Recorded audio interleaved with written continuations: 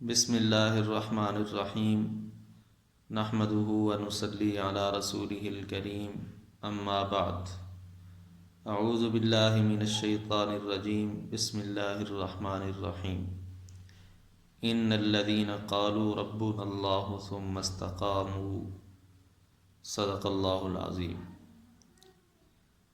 رمضان المبارک کا مقدس مہینہ ہم سے رخصت ہو چکا۔ رمضان المبارک کے اندر عبادت کا ایک خاص ماحول ہوتا ہے۔ اس ماحول کا انسانی نفس پر ایک خاص اثر ہوتا ہے، جس کی بنا پر انسانی نفس نیکی کی طرف مائل رہتا ہے، بہت سے نیک اعمال سر انجام دیتا ہے، نیکی کا، اچھے کام کا جذبہ جوان ہوتا ہے، انسانی نفس پر وعظ و نصیحت بھی اثر کرتی ہے۔ بہرحال رمضان کا مقدس مہینہ آیا اور چلا گیا۔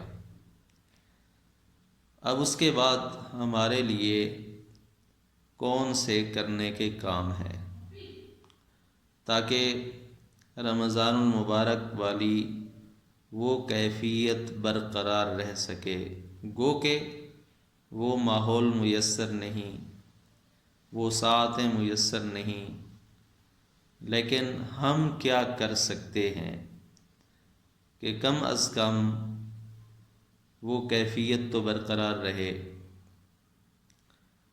اس کے لیے سب سے پہلی اور بنیادی چیز وہ آج کی مجلس میں ذکر کرنی ہے، وہ ہے نیکی پر قائم رہنے کی کوشش۔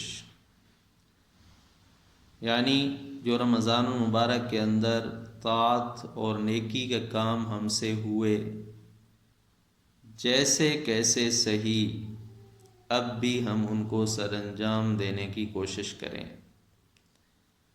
ہمارے ذمہ بھی یہی ہے، ہمارے جو ذمہ ہے وہ اس کی کوشش کرنا ہے کہ ہم نیکی کر لیں، قدم اٹھانا ہے نیکی کی طرف، نیکی کی طرف بڑھنا ہے۔ بندہ جب نیکی کی طرف قدم اٹھاتا ہے، نیکی کی طرف بڑھتا ہے، تو اللہ تعالیٰ ضرور توفیق دے دیتے ہیں۔ انسان کے ذمہ چونکہ کوشش ہے، چنانچہ حضرت یعقوب علیہ السلام نے اپنے بیٹوں کو نصیحت کرتے ہوئے فرمایا تھا، فَلَا تَمُوتُنَّ إِلَّا وَأَنْتُمْ مُسْلِمُونَ، یعنی تم نہ مرنا مگر مسلمان ہو کر۔ یقیناً موت تو انسان کے ہاتھ میں نہیں ہے، موت تو انسان کے اختیار میں نہیں ہے، لیکن یہ تو اختیار میں ہے نا کہ اسلام کا دامن مضبوطی سے تھامے رکھنا، کہ جب موت آئے تو بندہ مسلمان ہو۔ یہ تو ہو سکتا ہے۔ چنانچہ حضرت یعقوب علیہ السلام اسی کی تنبیہ کر رہے ہیں اپنی اولاد کو۔ ایک واقعہ یاد آ رہا ہے، حضرت مفتی محمود رحمۃ اللہ علیہ سے کسی صحافی نے کہا تھا، حضرت آپ لوگ جمہوریت کے ذریعے اسلام نافذ کرنے کی کوشش کر رہے ہیں، تو مجھے تو نہیں لگتا کہ جمہوریت کے راستے پاکستان کے اندر اسلام آ جائے، تو اس کے 90-95% چانس یہی ہیں کہ اس راستے سے اسلام نہیں آ سکتا۔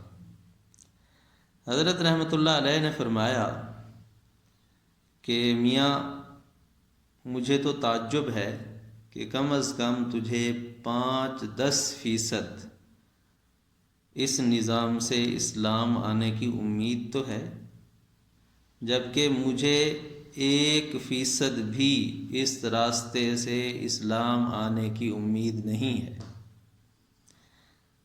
تو وہ صاحب کہنے لگے کہ حضرت پھر تو آپ اتنی ساری کیوں اپنی زندگی تباہ کر رہے ہیں؟ مسجد مدرسے کے آدمی ہیں، وہاں بیٹھیں، سکون کریں، کیا ضرورت آپ کو؟ تو حضرت رحمۃ اللہ علیہ نے ایک اہم جواب دیا اور فرمایا کہ میاں، کل قیامت کے دن مجھ سے یہ سوال نہیں ہوگا کہ آپ نے پاکستان میں اسلام نافذ کیا تھا یا نہیں، بلکہ مجھ سے یہ سوال ہوگا کہ اسلامی نظام کے نفاذ کی کوشش کتنی کی تھی، کیونکہ میرے ذمہ کوشش ہے، اس کا پھل، اس کا ثمرہ یہ اللہ تعالیٰ کے سپرد ہے، میرے ذمہ نہیں ہے۔ چنانچہ انسان اگر یہی سوچ لے کہ میرے ذمہ کسی بھی نیک عمل کی کوشش ہے، بس اس کی توفیق مل جانا، اس کو آخری نتیجے تک پہنچا دینا، یہ میرے اللہ کے سپرد ہے، وہی کرتا ہے، تو ضرور اس نیک کام کی توفیق مل جاتی ہے۔ اس لیے رمضان المبارک کے بعد ہمارے ذمہ جو بنیادی ضرورت ہے ہماری، وہ یہی ہے کہ ہم ان نیک اعمال کی کوشش کریں جو رمضان المبارک میں ہم سر انجام دیتے رہے۔ تلاوت تھی، صلاۃ التسبیح تھی، دوسرے نوافل تھے، چنانچہ ہم غیبت، دوسرے بہت سے گناہوں سے بچتے رہے، تو رمضان المبارک کے بعد بھی ان گناہوں سے بچتے رہیں، ان نیکیوں کو سر انجام دیتے رہیں۔